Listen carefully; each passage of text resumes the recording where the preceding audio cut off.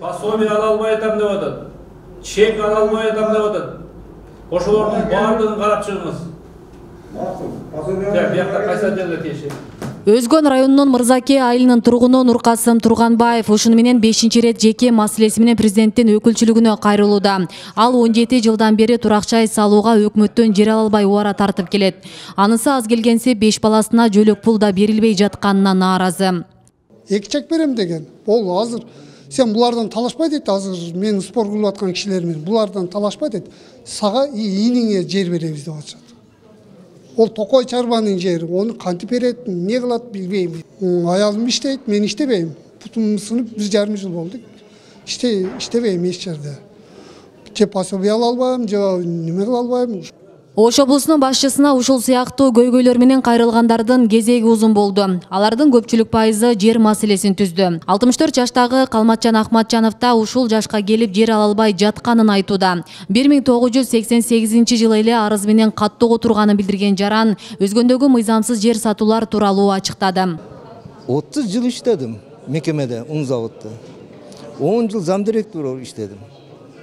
Техникум бүткөнмүн, институт бүткөнмүн. Ошо мезгилге kadar эч канака жыйынтык жок.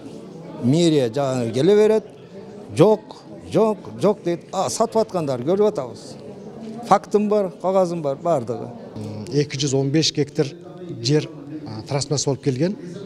Мына ушуну азыркы учурда бизге 20% берип, калган жерди башка региондорго бөлүп берип атат да.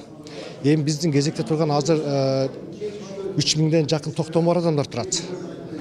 Андан сырткары 4000ге жакын башка жарандарыбыз кезекте турат да азыркы учурда. Ошон үчүн азыр биз ошо 20% алып эсептеп көрсөк 300 чектен ашпай атат да.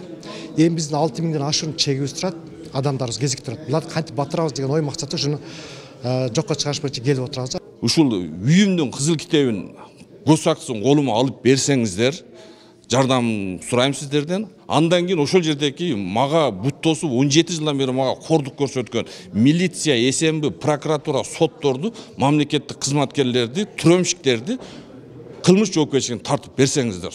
Тургундар тарабынан материалдык жардам, жер, кадр маселеси, таза суу, жол, турак-жай жана башка жеке маселелер көтөрүлдү. Ал эми Ош облусунун башчысы Элчибек Жантаев жарандардын көйгөйлөрүн угуп, онлайн форматта жыйынга катышкан жетекчилерге тийиштүү тапшырмаларды берди.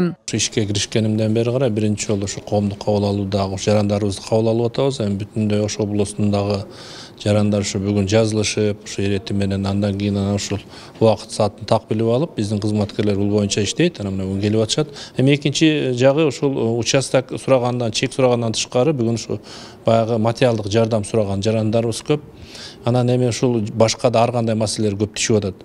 Анан биз айтып атабыз, мына ушул жака жарандар нас келишин мындай жеринде ушул жергиликтүү өз алынча башкаруу органдары, жергиликтүү мамлекеттик администрациялар мындай жакшы иштеш керек көбүрөөк. Ушул сапаттуу кызмат көрсөтүүнү биз ошол жеринен күчөтсөк, ушул жарандар ушул жака келип бир убара болбойт эле. Ошо көп маселе ошо жеринен чечилбеген үчүн районго барып, райондон чечилбей областка келип аткан учурлар көп байкалып атат да бүгүн. Ошондуктан мындан ары карай биз да ушул бир программаны иштеп чыгып, ушул жеринде ушул маселени ушул биз элди убара кылбастан ошол жеринде барып чечип тургандай бир шартты түзөлүк деп турабыз.